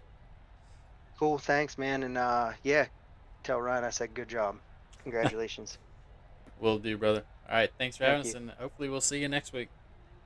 Yep, thank you. As that was Chad Sander, our second place finisher. We're gonna go ahead and bring in Ryan Samuelson. We couldn't get a hold of Barrett Coffee, but we'll bring in Ryan real quick and see what he has to say. Hey, Ryan, congratulations, brother. Hey, thanks. How you guys doing?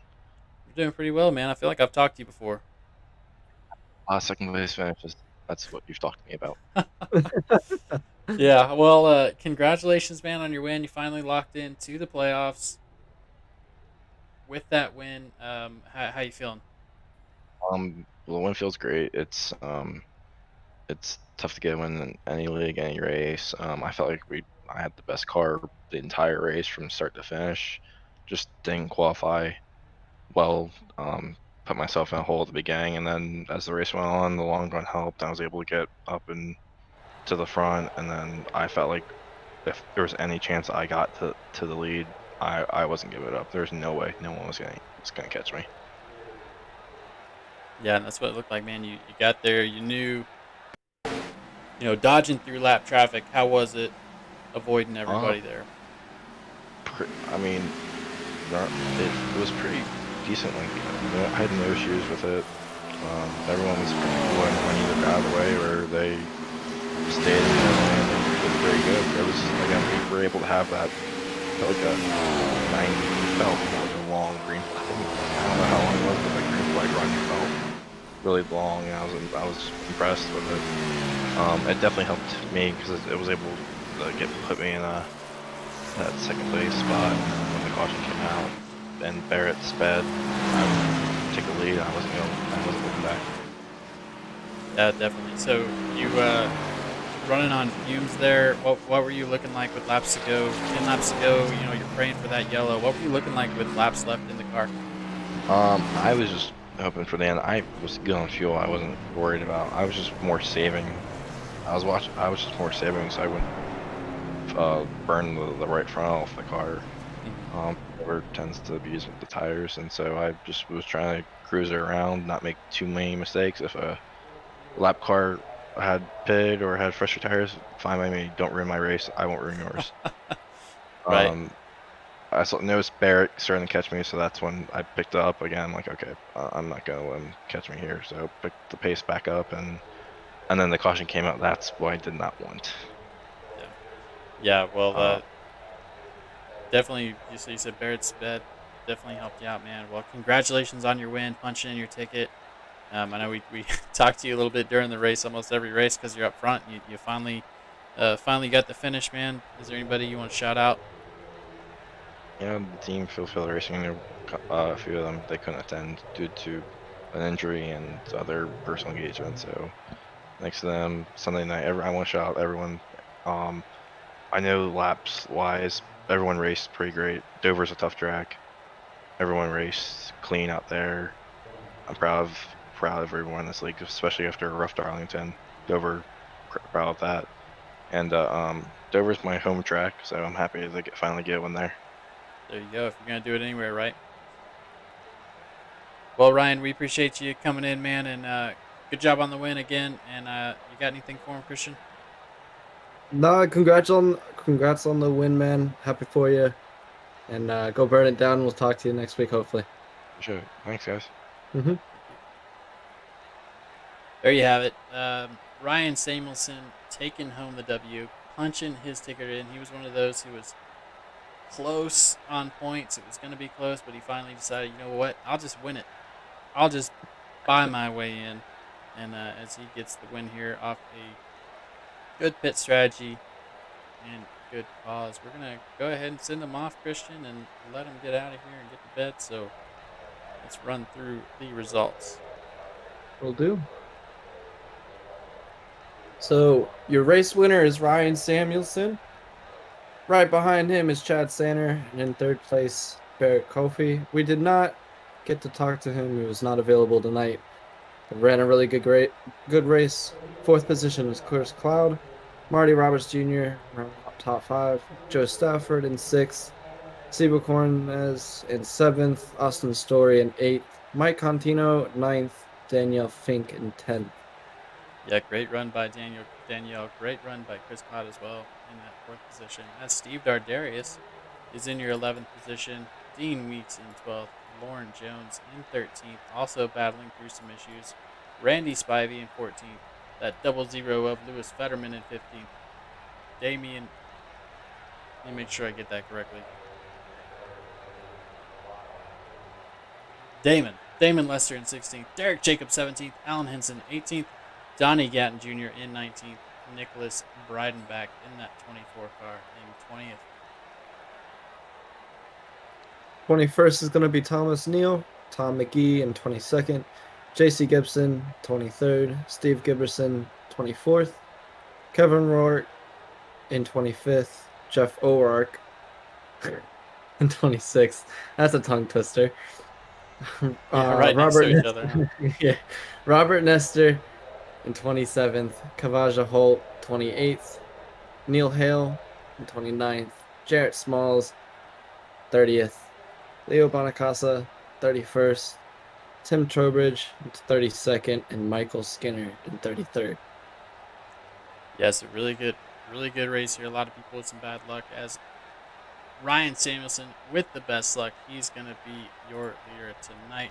We appreciate you coming here. I am James Riles for Sim Racing Media Network. It's myself and Christian Stewart. Going to go ahead and send you home, as next week we are going to be at COTA. So we're going to be at the road course, Christian. So excited about that. Did actually look that one up this week. So I knew where we're going next week, unlike last week where I didn't know quite where we were going to be this week.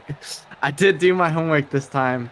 I'll do my homework going forward. So off Dakota next week, like you said, a road course. It's gonna be fun. It's gonna test these guys' skills. We're not just turning left. We're gonna be turning right some too, and braking and throttling and right and left and so on and so forth. So it's gonna be a fun race. I'm excited. Me too, man. Yeah, no, I like calling road courses. I guess I'm weird like that. But let's go ahead and get them out of here, guys. For Sim Racing Media Network, I am James Riles. That was Christian Stewart. And this was the Davis Brothers Roofing 200 at Dover. And we will see you next week.